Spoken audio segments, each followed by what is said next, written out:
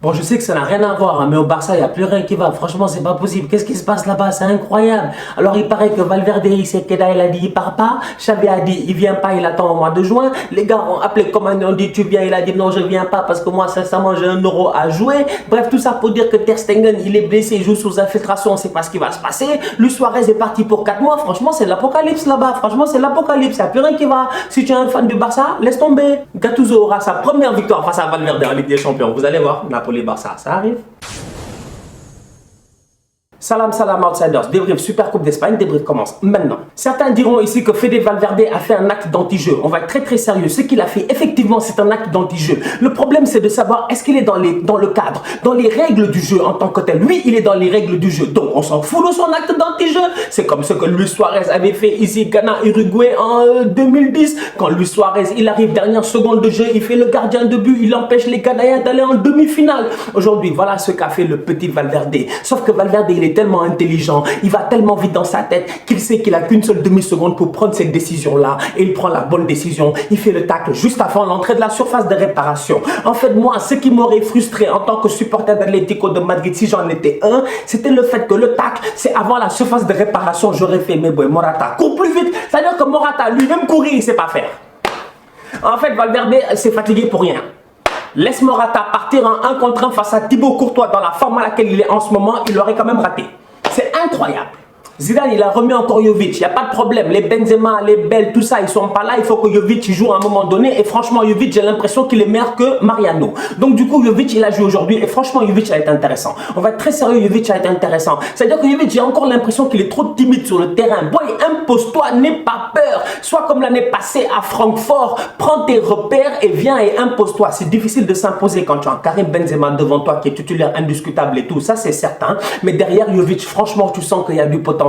En plus, le boy, physiquement, il est fort. Aujourd'hui, franchement, il a eu 2-3 frappes qui ont été très intéressantes. Il a fait bouger Oblak.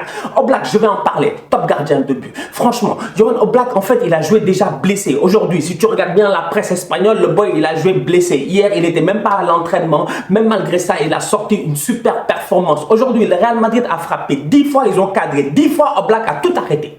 Il a tout arrêté. Il n'y a absolument rien qui est passé. Il était comme Gandalf. Vous ne passerez pas. Dani Carvajal est peut-être dans la forme de sa vie en ce moment. Derrière, tu te dis que Achraf va peut-être revenir de près l'année prochaine. Il y en a même qui disent que Achraf va peut-être partir au Bayern et tout. Parce que franchement, aujourd'hui, ça va être difficile de bouger Carvajal. Franchement, Carvajal, c'est un pion de Zinedine Zidane.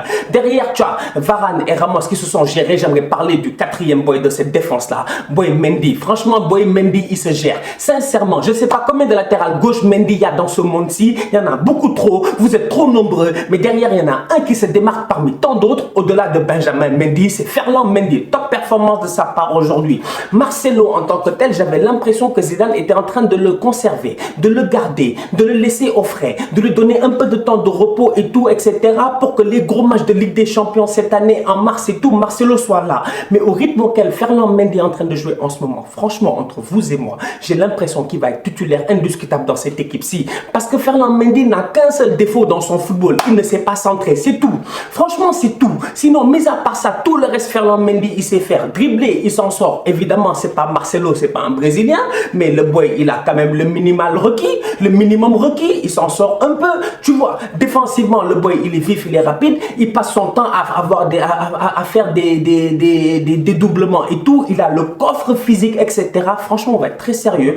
À mon humble avis, aujourd'hui, défensivement, Ferland Mendy, il m'a fait plaisir. L'Atlético Madrid, c'est pas Valence. Donc, évidemment, en termes d'espace sur le terrain aujourd'hui, les Modric, les Isco et tout, ils en avaient beaucoup moins. La preuve, Zidane a réagi très vite quand il fait rentrer Rodrigo dès l'heure de jeu à la 60e minute. Il a capté que son dispositif tactique était pas mauvais. Franchement, il n'est pas mauvais. Moi, je l'aime bien ce dispositif-là où tu crées un surnombre en fait au milieu de terrain parce que tu as vraiment la possession de balle. Sauf que quand tu as une équipe comme l'Atlético Madrid qui ne sait faire que défendre, qui a des joueurs qui sont prêts à aller au charbon à tout moment, franchement, on va être très sérieux aujourd'hui. Quand tu vois l'intensité du jeu, l'intensité du match de Thomas Partey et de Saúl Ñíguez, mon frère, il y a de quoi avoir peur. Voilà deux mecs qui ont tout donné aujourd'hui. Partey, franchement, sincèrement, voilà un petit boy qui est là en train de percer petit à petit. on n'en parle pas assez, alors qu'il n'y a même pas 3 ans, il était dans cette équipe-là, et c'était un boy qui rentrait juste 10 minutes par match. Aujourd'hui, Partey, c'est un titulaire indiscutable. Franchement, aujourd'hui, il a été énorme. Lui et Partey, lui et puis Saúl Ñíguez,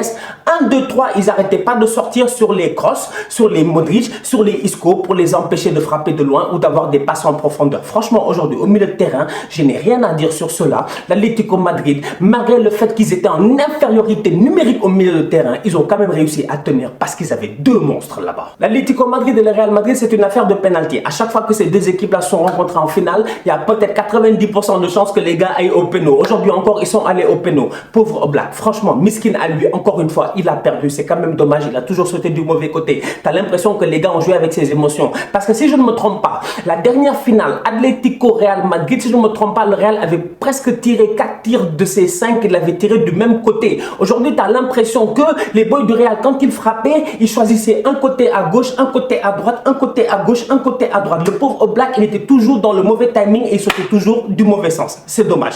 Derrière, j'ai envie de saluer Courtois. Parce que Courtois, aujourd'hui, sincèrement, on va dire West Ham, tu as retourné ta veste. Je m'en fous.